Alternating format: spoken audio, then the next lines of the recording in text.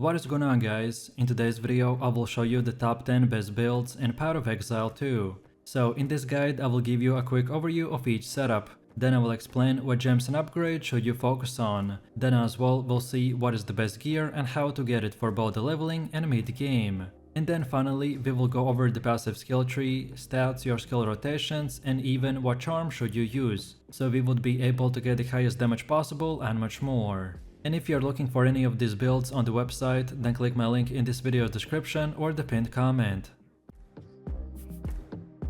This setup is very unique because we are going to be freezing enemies with the permafrost bolts, which will give us the frost fires. So then it will enable us to drop explosive grenades and then detonate them with the explosive shot, which will do massive amounts of damage. This build is great against bosses and other large enemy groups, as we can CC the enemies while our fuse is going on. And then when we detonate our AoE skills, then we will clear anything and everything that stands in our way. There's no doubt that the best way to experience Path of Exile's 2 terrifying and monster-filling world is through the screen of explosions. So believe me when I say that this Grenadier Witch Hunter offers the most explosions per button of any class or a build.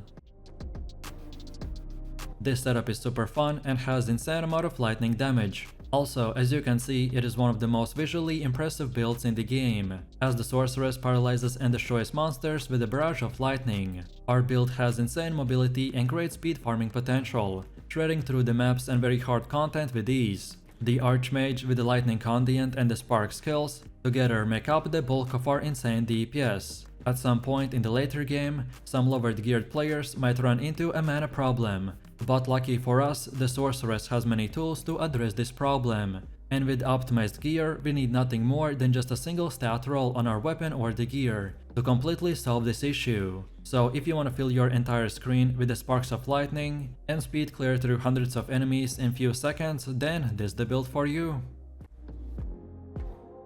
This setup is the Spirit Minion build, which summons raging spirits by casting the Flame Wall for the offense. And then also for defense, we get to command a minion army. So unlike most other setups where you only get to command or cast spells, well, in this one we get to do both, and thus increase our DPS even further. By using specific gear and building our skill tree around nodes like the Power of the Dead, Fear the Dead, Silent Guard, and many more, it will enable us to upgrade our minions and projectile area and damage. So if you're ready to explode anyone and everyone that stands in your way, while also getting a skeleton army that follows and protects you, then this is definitely for you.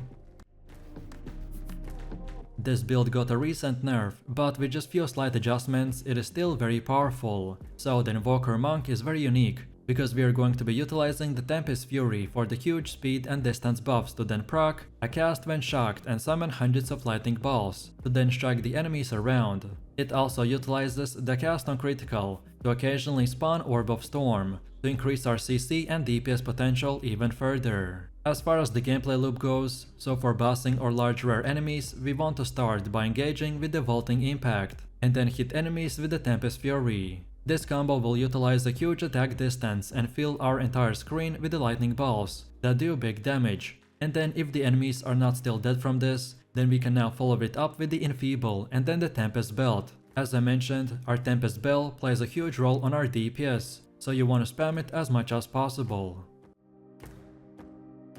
This setup is known as the Toxic Poison build, as we are going to be dealing insane amount of damage with just the poison effects alone. Our playstyle is structured around using and specializing in dealing damage almost exclusively by spamming the gas and vine arrows, as because of our skill tree and the gear setup we are going to be deleting trash enemies in split seconds. However, what I really like about this build is the fast speed farming potential, as you can keep moving while dealing insane amount of AoE damage. And then for rares and bosses, we will use the Plague Barrier and pop the Toxic Growth, which will annihilate anyone standing in our way. If you want to stack as high poison as possible and use one of the highest damage over time builds currently in the game, then here it is. This setup is a big AoE build which focuses on armor breaking offensively and the block defensively. Our main playstyle will revolve around using the Stampede skill, which will charge our character forwards and create patches of jagged ground, which then are exploded when the final slam portion of the ability is executed.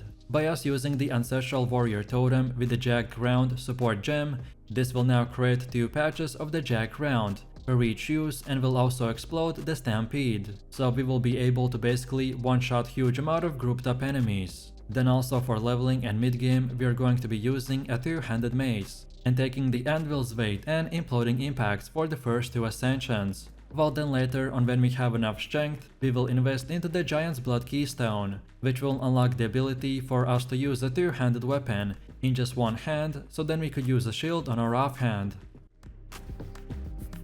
This setup likes to detonate a gas grenade with a variety of detonator skills, such as the explosive shot or the explosive grenade, to create a screen-wide explosion. Offensively, the Gambling Legionnaires' gem-filled ascendancy allows the player to use 2 copies of any support gem, which greatly improves the clearing speed, utility, and single target damage. However, defensively, you also get access to efficient armor evasion scaling, and maximum resistance scaling or strength stacking as a late-game ascendancy option. So with all of this combined, it allows the player to clear aggressively with a run-and-gun playstyle. If this sounds like a build for you, then here it is. This setup is the Gas Grenadier that has very high movement speed, along with the Lightning Warp to teleport around even faster. So we will explode our gas grenade with Explosive Shot for large amount of damage. That will help us to clear a big amount of groups in just few seconds. By using specific gear and building our skill tree around nodes like the cluster bombs, point blank and many more, it will enable us to upgrade our grenades and projectile area and damage. Our general gameplay loop will consist of, first off, while killing regular monsters, comboing our gas grenades once or twice into the explosive shot to detonate the gas for multiple explosions. Most of the enemies will die to a single gas grenade combo, but we can also use the oil grenade against magic and rare monsters to apply the exposure debuff, which drastically will reduce their fire resistance. Just make sure that you get the inspiration support gem as soon as possible, because the gas grenade has a high mana cost that can be hard to sustain. So if you're ready to explode anyone and everyone that stands in our way, then this is the one for you. This setup is more oriented on immediate survivability, whose general gameplay loop is to clear enemies by priming the mobs for a stun with a Leap Slam, and then explode the pack with the Bone Shatter. Normal monsters are primed for a stun when they have at least 40% heavy stun buildup, so then we can use either way the Mace Strike or another Leap Slam and completely destroy them. You can also opt in to intentionally tank some damage in order to get off more perfect strikes for the higher DPS. So if you choose the Bone Shatter Titan build, then you will need to work towards acquiring enough strength to allocate the Giant's Blood node in order to wield a two-handed mace and a shield. You will also need to allocate some type of percentage chance to block nodes, so then you could approach the 75% block cap. But overall, if you are all about more survivability and stunning your enemies, then this is the one for you.